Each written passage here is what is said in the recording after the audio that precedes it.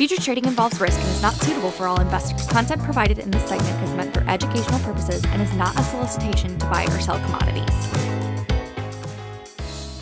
Hello and welcome to a special audio-only edition of the Grain Feed brought to you by EverAg. This is your weekly news feed for all things grain and all things feed. Each week we bring you updates on the markets with unique perspectives from an amazing team of analysts with the intention of helping dairy and livestock producers manage their risk. I'm your host, Jim Matthews, reporting from the home office in Chicago. Joining me today, as always, from Texas, Director of Feed Procurement, Mr. Jake Kingsley, and from Madison, Wisconsin, Director of Risk Management is her official title, but she does all things dairy, producers, commercials, insights, you name it. Miss Katie Burgess. Team, how are we today? Good morning. Doing just fine. Hey, Jim. Doing great. Katie, how'd I do on that title of yours? It sounded good, Jim.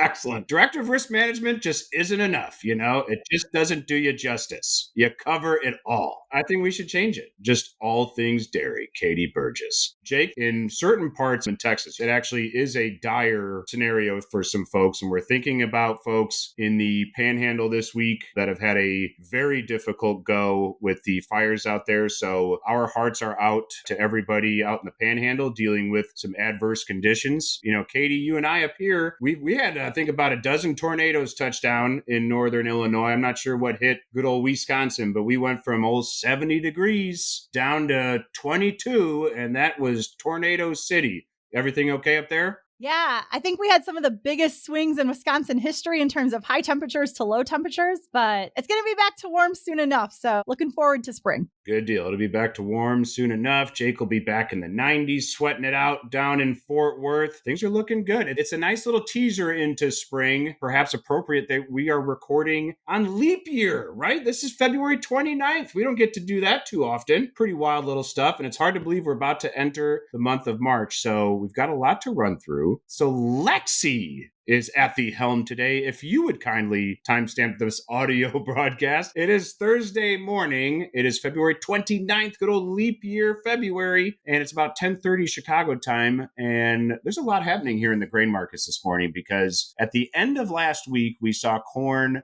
making its way dramatically lower. But throughout this week, including a very recent recovery in the last 30 minutes or so, we have corn at least attempting a 4-day win streak. And we have not seen a streak like this in quite some time. It's been a nice bounce off the bottoms. It kind of brings the debate to the table, Jake, of is this a turnaround?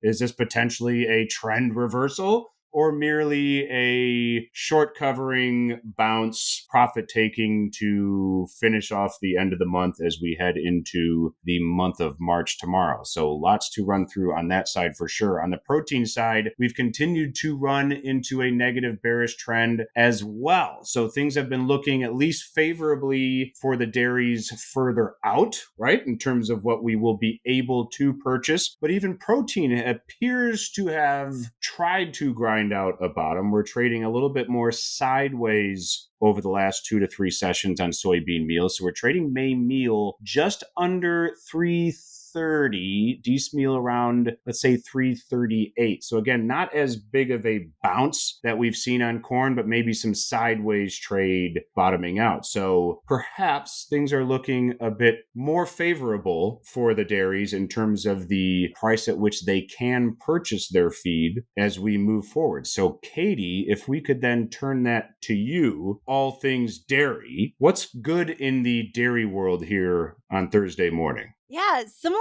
to those grain markets, the milk markets have been volatile this week as well. Prices peaked early this week. Class 3 got up above $19 futures in some months. Class 4 has been holding above $21 further out as well. The market did hit a little bit of a setback, though, as the week rolled on. We got a little bit of pessimistic news out of the Global Dairy Trade Pulse coming from New Zealand. That caused Class 4 to come back a little bit. We did get a cold storage report this week, too, that showed butter inventories grew at a healthy clip, which took some of the edge off of that market. And cheese has just been trying to figure out where to go. And we don't talk about whey that much, but whey took a hit this week as well. So as we look at where dairy prices are stacked up right now, the prices are off the highs earlier this week, but compared to a month ago, prices are still looking pretty good. The other thing I wanted to touch on today, though, is from a dairy producer perspective, we got some long awaited news from the USDA. They announced on Friday that as of this week, the sign up for the dairy margin coverage program was open. So that opened up on Wednesday. And from that program, that's been a really important one.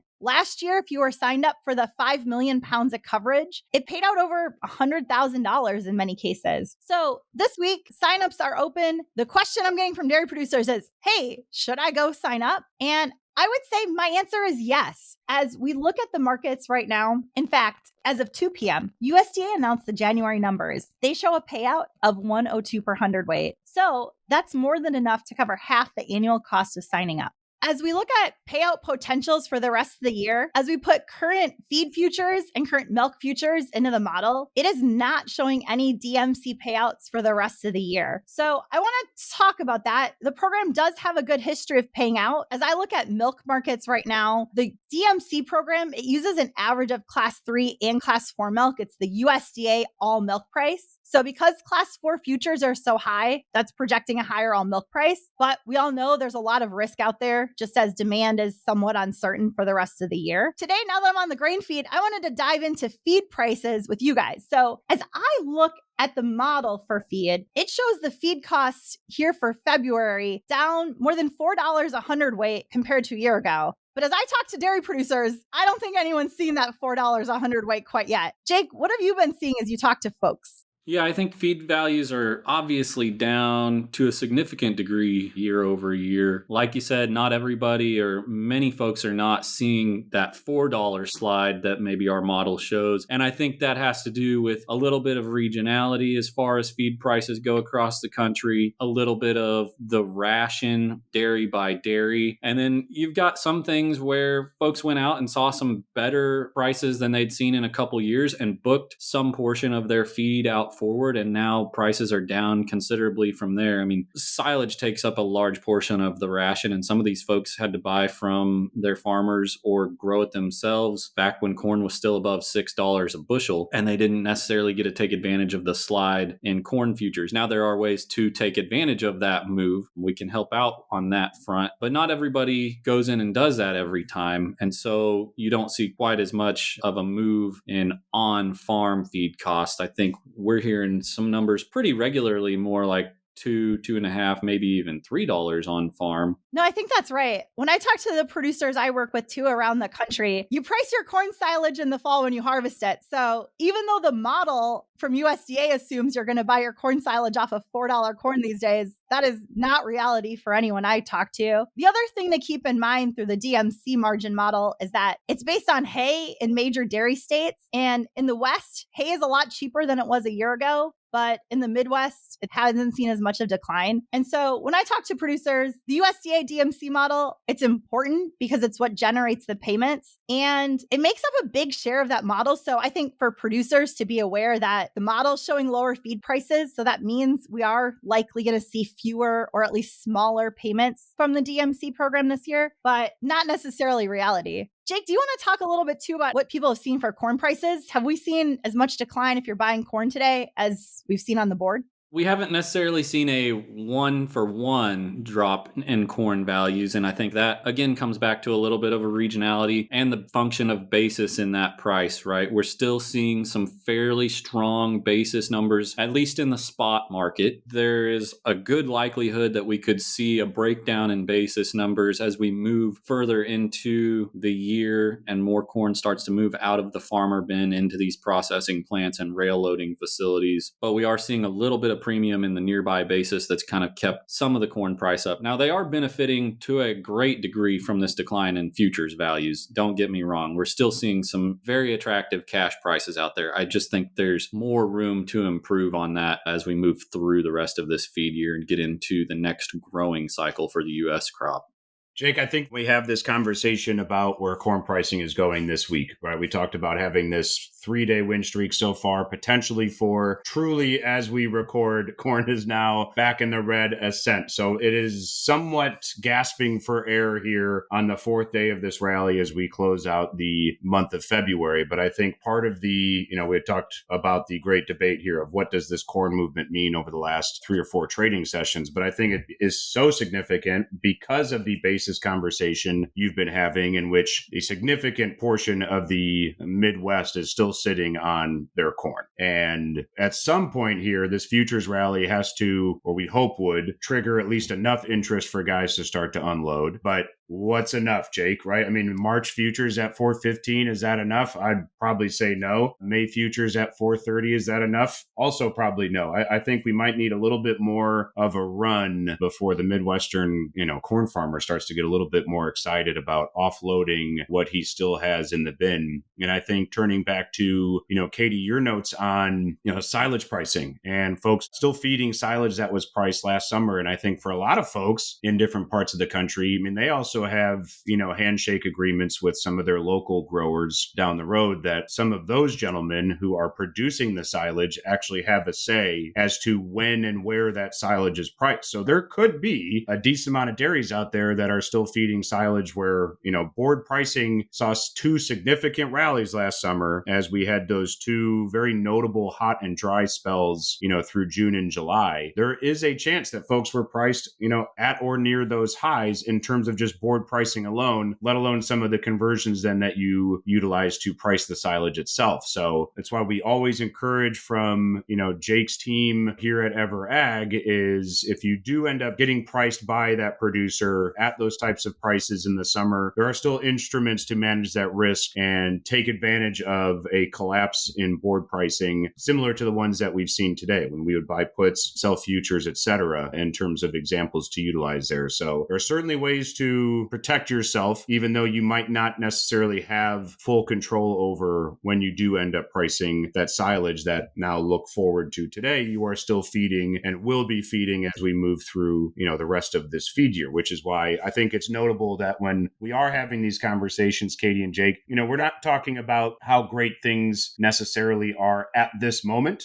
for the dairy, but I think the markets are painting us a picture where things can look very positive from a feed perspective and potential margin perspective as we move into this summer. And I think, Jake, we got to get over this hump, right, of what are the South Americans going to end up doing in terms of a final production number, and then what we are going to ultimately plant here, in the Midwest this spring. And I think, Jake, that big report's at the end of March. Last trading date is the projected plantings report. Anything else you've been hearing Midwest, Jake, in terms of cash movement basis wise? Again, basis has been kind of stagnant. We are seeing a little bit of a rally in the nearby shipment period. So just in the 1 or 2 week window where you have to put that product on a train or you've got to get it to an ethanol plant, wherever that corn is going, we are seeing, for example, March catch a dime, 15 cents of premium over what April to September is demanding. And I think that is purely just the need to get product into the pipeline right now to get it to its end destination. You're not seeing that premium out forward because there is the belief that there's still a significant quantity of corn on farm, and eventually it will have to move to market. We've got healthy balance sheets. Demand is not overwhelming, not healthy enough to run back to last year's highs on the basis front. And so the buyer is not willing to put that premium out into the forward curve.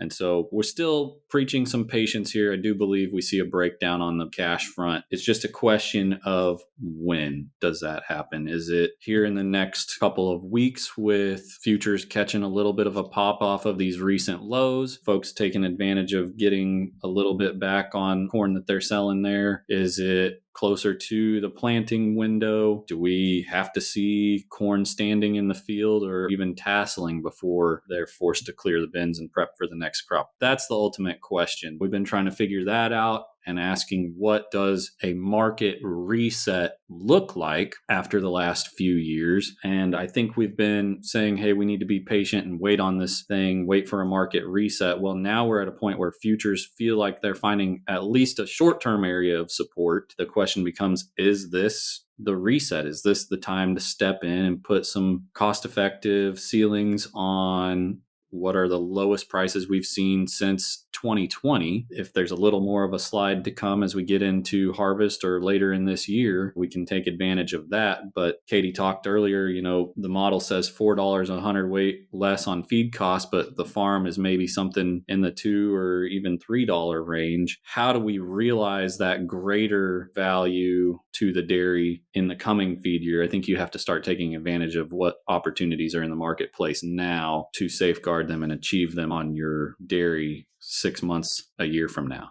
I'd agree with that, Jake. We have been encouraging all of our dairy producer customers to talk to you guys on the feed side to figure out the feed equation. On the milk side, we've seen a lot of folks step in and buy some DRP insurance for later in the year to put a floor under that milk price to protect themselves on the revenue front. And like I talked about earlier, I'd still go sign up for the DMC program at your local FSA office as well. It's a great risk management tool out there and it's relatively inexpensive. So here at Everegg, our job is to help producers manage risks. So now is a great time to go do that. Excellent. And could not have said it better myself, Katie. So thank you. And that's why it's always so nice to have a podcast host as the guest on a podcast, because it makes my job infinitely easier. So thank you very much for being here today and all of your insights and for returning to the grain feed. Always lovely to have you. Jake, thank you for your insights as well today. We'd also like to thank the Everegg Insights crew for their support. Thank you to Lexi for her production magic. And thank you to the listeners for listening to the grain feed. Contact information, you know where it is. It would be on the screen. We greatly appreciate your feedback.